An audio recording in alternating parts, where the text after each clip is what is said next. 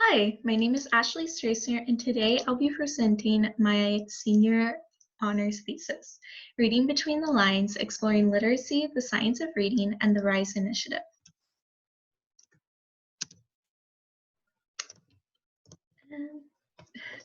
To begin, the human brain was not made to read.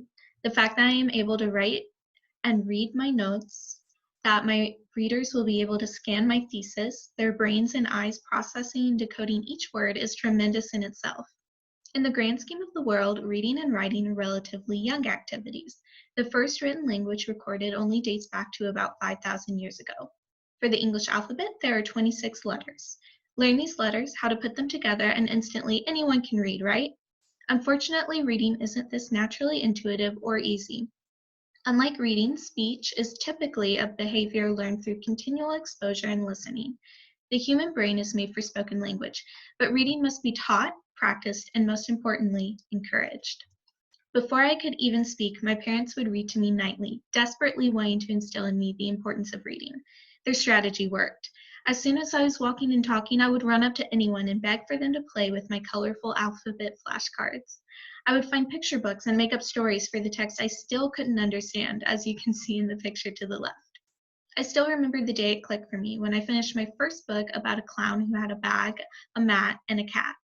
The librarians would become familiar with my face as I check out piles of storybooks with my visibly used library card, which I still carry in my wallet. And I am still a slow eater till this day because I insisted on reading during all of my meals. I was fascinated with stories, characters, and words, and continually challenged myself to grow in my reading. I would devour Little Women at the age of 12 and inhale Gone with the Wind at about 13 years. Suffice to say, I have always loved reading. However, not every child is instilled with a similar love of reading. Most of my friends didn't understand why I wanted to read so much, and several of them abhorred the activity, most likely because they didn't have the same background as I did. Growing up in one household with two parents devoting their attentions to the growth of my education and being homeschooled at a young age was a privilege that not everyone has. From a young age, I was surrounded by books, had several reading role models, and was consistently impressed with the importance of reading, something I took as normal. I would continue to be pretty oblivious to my privilege until joining the America Reads program and later interning with the Chicago Literacy Alliance during the summer before my senior year at OBU. It was at these places where I would discover my passion for literacy and how necessary the skill is. If a child is unable to grasp each fundamental of reading and master each step by the third grade, he or she is unlikely to become a fully successful reader. The US has substantially low literacy levels, which are due to a variety of different factors, but low literacy levels are inevitable if not addressed by the third grade. I fully believe that literacy is a human right, and by previewing some of the statistics of literacy in the US, specifically in Arkansas, my home state, looking into the history of how reading has been and is now being taught, and trying to break down the science of reading, it is easier to understand the significance and importance of literacy. Before explaining the issue of literacy, a definition and description should be provided. The simple definition of literacy is being literate, having the ability to read and write. This definition is how literacy has been thought of traditionally. However, as technology, education, and societies evolve, so does literacy. Literacy is more than simple reading and writing skills as communication evolves. High literacy skills are required in every daily aspect of life, from filling out medical or legal forms or to reading a menu or understanding road signs. Literacy requires cognitive, social, and critical skills. Forming letters into words is not enough. The skilled reader must also hear the difference in sounds and connect them to letters, decode the words, piece sentences together and understand their purpose, retain information, comprehend the text, and evaluate the material as a whole. This process is a very small, basic overview of what successful reading looks like, a skill that must be taught and cannot simply be absorbed over time. Becoming successfully literate can be a challenging process, one made even harder without proper adequate resources. While the term low literacy may not be immediately communicate a concern, approximately 43 million adults in America possess low literacy skills, according to the data from the 2012-2014 Program for the International Assessment of Adult Competencies.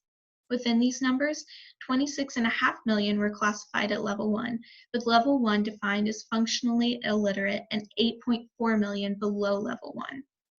They conducted their survey using the definition of low literacy as the ability to understand, evaluate, use, and engage with written text to participate in society, to achieve one's goals, and to develop one's knowledge and potential. Unfortunately, research has shown a cruel cycle as children of parents with low literacy skills have a 72% chance of being at the lowest reading levels themselves.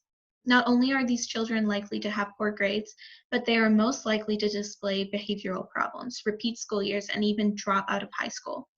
Poverty is also a common companion to those with the lowest literacy levels. 43% live in poverty, and 70% of adult welfare recipients have low literacy levels as well. Low literacy skills can have a huge impact on individuals, often trapping not only the individual but passing on to their progeny.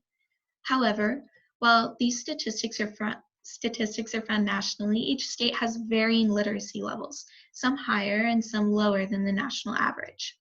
Taken from the nation's report card, the current largest assessment of what American students know and are able to do. In 2017, 69% of Arkansan fourth graders are under proficient reading level skills, compared to the national average of 64%. Over half of Arkansan fourth graders are behind in the areas they require to be skilled readers, with only 25% being efficient and 7% at advanced levels. Literacy is a fundamental human right, but there's no switch that gets flipped from illiterate to literate, said Ken Biggers, executive director of the Chicago Literacy Alliance. He continues to say that we can all become more literate. Elevating literacy as a value for all will help the people who need the most literacy support. I also see literacy as a core capacity that addresses several challenges at once. Beyond fundamental goals of education and workforce readiness, it also addresses socioeconomic inequality and social justice challenges. It helps us talk and listen to one another in civil society, informing our ability to be democratic citizens and to work with one another to improve our community. End quote. During my time with the CLA, I was able to interact with a class from Literacy Chicago, one of the many adult literacy programs the Alliance works with. One of my managers came up to me one day and asked if I could drop my work for the afternoon and attend a ceremony that would last most of the afternoon because she thought it would be an enjoyable experience. So I followed her to one of our big conference rooms and was allowed to see firsthand the impact the program made on its clients. As I sat down, I saw many familiar faces who worked with the program's tutors during the day in the CLA's open workspace, the Literary Center. They were milling around excitedly, and I was handed a small booklet, which I hope you can see. Inside, there were many short stories, all along the theme of future vision, life in 2050. All of the authors were students in various stages of the learning process, from GED students, adult literacy students, to ESL students. Students who were able to come that day read the stories they wrote aloud, and different speakers were invited to come and share how they've seen this program provide positive impacts. Before the ceremony started, the woman next to me tapped me on the shoulder and asked if I could take a picture of her, and after agreeing, she opened the booklet to find the story she wrote. She handed over her phone and smiled ear to ear, radiating excitement and pride. She thanked me emphatically and explained she was going to send this picture to her friends and grandchildren. She was so overjoyed to share this accomplishment with everyone. Her excitement was infectious as I became overwhelmed with joy, rejoicing in the grand accomplishments of everyone in the room, from directors of the program, volunteers, tutors, and the students most of all. I'm so grateful I had the chance to be part of the celebration because I not only got to see the work of the literacy program had on its students, their students were given immeasurable confidence in themselves and their abilities, given job and internship opportunities, and were able to explore their own interests and dreams. I saw the incredible range of emotions, thoughts, beliefs, and dreams each of these authors have.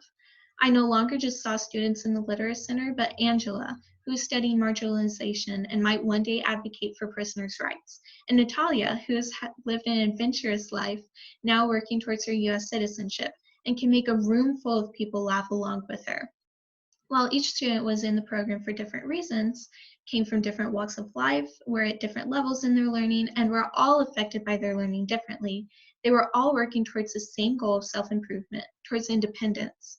I no longer see the simple statistics of literacy and low literacy, but the faces of the individuals affected by these issues. As Biggers explained, literacy encompasses more than just one simple facet of life and doesn't truly have an end, but is a skill meant to be improved and employed every day. The Literacy Foundation provided a succinct list of exactly how they found low literacy can affect an individual. There's a limited ability to obtain and understand essential information. The unemployment rate is 2 to 4 times higher among those with little schooling than among those with bachelor's degrees. Income is lower, jobs available or attained are low quality, higher education or professional development are limited access. Low literacy is often passed down throughout families. Low literacy can lead to low self-esteem, which often leads to isolation. And illiterate individuals have more workplace accidents, take longer to recover, and more often misuse medication through ignorance of healthcare resources and because they have trouble reading and understanding the relevant information. However, individuals aren't the only ones affected by low literacy. Society as a whole is greatly affected by those with low literacy. There is often a lower level of community involvement and civic participation, especially because without some of the basic tools and skills necessary to achieve certain life goals or achievements, individuals cannot fully participate equally in political or social discourse. In addition, according to the Annie E. Casey Foundation, every student who does not complete high school costs our society an estimated $260,000 in lost earnings, taxes, and productivity. High school dropouts are also more likely than those who graduate to be arrested or have a child while still a teenager, both of which incur additional financial and social costs. The job market is also affected by a simple lack of those with specialized knowledge. Literacy is necessary for individuals and states to be competitive in the global knowledge economy. So many positions often remain empty because there's a lack of those with the proper knowledge or training. Even the gross domestic product is affected, as the higher rate of adults with low literacy is, the slower the GDP growth rate is. Free, public, state-sponsored education for all has not always been a given right in the history of the U.S. Though many founding fathers, like Thomas Jefferson, were advocates for state funding of public education, public schools were considered a natural right. It would not be until 1821 when the first public secondary school would be established in Boston, and it would be a watershed moment for public education on the long journey towards public funding. As education began to become more standardized throughout the country, debates began to arise, however. One in particular has continued to propagate. How should children be taught to read? Essentially, arguments about how curriculum should be taught can be pared down to a simple but contested query. Should children begin their introduction to reading with an emphasis on meaning of the text, or with instruction that stresses learning of the code of reading? The phonics-based method teaches beginning readers about the relationship between sounds and letters, or phonemes. Once students can hear, identify, and manipulate phonemes, they can be taught the correspondences between these sounds and spelling patterns, eventually allowing readers to decode new words. However, the other side of the argument rebuts that this theory merely teaches children how to crack a code. Students do so mindlessly, and while they may be able to correctly read a sentence, they cannot understand or explain the meaning of what they have read, and were not learning to communicate effectively. And so, whole language was born, an approach which teaches students to read by recognizing words as whole pieces of language. Instead of breaking down letters and their combinations by decoding, this approach teaches that learning to speak should be similar to learning to read, making the learning more natural. There is basically a large stack of words that, once memorized, can be used to make sense and develop meaning of any new words in context. So research has been the key to discovering the best way to teach reading. Thanks to many experts in the neurosciences and linguistics, the science of reading was developed, which explains how the brain learns to read. The 5 components of reading, according to the science of reading, are as follows: phonics, phonological awareness, fluency, vocabulary, and comprehension. Dr. Hollis Scarborough created the now renowned model known as the reading rope to better explain and describe how decoding skills are woven together to create a skilled reader. Scarborough's reading rope consists of multiple upper and lower strands: language comprehension and word recognition. The word recognition strands, phonological awareness, decoding and spelling, and sight recognition, work together as the reader becomes more fluent and increasingly automatic with repetition and practice. Meanwhile, language comprehension, background knowledge, vocabulary knowledge, language structures, verbal reasoning, and literacy knowledge works together, reinforcing one another, and then weaves in the word recognition strands to create a proficient reader. Scarborough would often demonstrate this visual by twisting pipe cleaners together, each pipe cleaner representing a different skill or strand of the rope. The visual model provided by Literacy San Antonio, as seen on the screen, can help comprehend this complex process. Thanks to the research and study of neuroscientists, the former belief that the brain is resistant and often inflexible has been contradicted, as the brain is actually extremely malleable. Experts now know that consistent and intense practice and instruction can reform the pathways of the brain, changing how it works. While no brain looks identical while reading, the process is consistent, and patterns which emerge from studying the brains of strong readers reveal that reading and language are in a mutual relationship in which they balance each other. By finding activation patterns in areas of the brain while reading, it was discovered that these areas will change based on the reading ability of that person. Essentially, research shows that the earlier a child is exposed to rich language experiences, the sooner the brain will be made receptive to this new acquisition of reading skills. The more the pathways are developed, such as reading to a child, the more well-traveled the pathways become, laying down a good foundation for good reading skills. The key is the same as building any new muscle. It must be exercised. However, for children who work with learning disabilities or who did not receive these early language interactions which prepare them for reading, the patterns of activity in the brain are noticeably different. The patterns are much more scattered and unpredictable than a strong reader has. Even though a child might try just as hard as a strong reader, if the pathways for cognition and language are not properly developed and established, the child will struggle with reading and have to work much harder. Thanks to the science of reading, children who do struggle with reading do not have to simply be labeled as bad readers. Now there is a rudimentary understanding of how the brain reads. Each child can receive more differentiated and personalized instruction, which can boost their strengths and confidence, yet address their cognitive weaknesses as well. By being able to target specific weaknesses, teachers will be able to focus on which skills need more attention. These neurosciences studies have brought not only a wealth of information, but new possibilities for the instruction of reading, leading to placing more students on the path towards successful and proficient reading. In 2017, the Arkansas Department of Education saw the need for a way to create stronger readers in Arkansas schools. Educators saw that despite low scores in literacy, there is an abundance of potential in students, which gave way to the Reading Initiative for Student Excellence, also known as the RISE Arkansas Reading Initiative. The movement is founded in not only the science of reading, but a commitment to transforming the whole of literacy education, which is no small feat. The movement is characterized by 3 goals: to sharpen the focus and strengthen instruction, to create community collaboration, and to build a culture of reading. In order to better understand exactly what this new initiative entails, I sat down and interviewed Carrie Sharp, who works at Ouachita, as she has a wealth of experience and knowledge in the field throughout the years and now instructs teachers on how to instruct with this new initiative.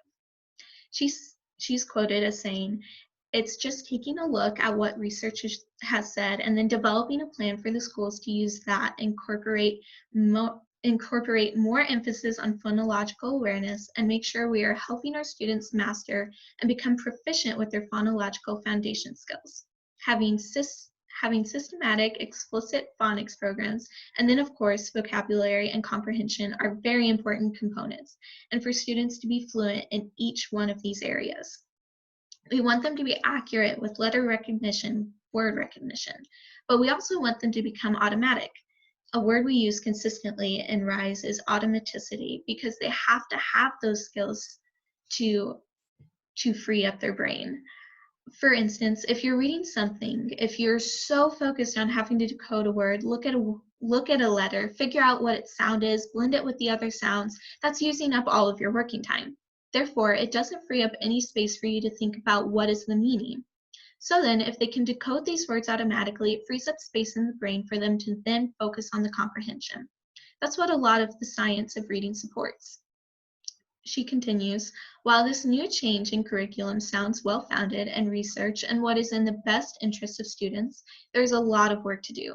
Faculty and teachers who have been in the field for years are now relearning the process themselves. Some are resistant as they are told that everything they have taught previously is wrong according to the new curriculum.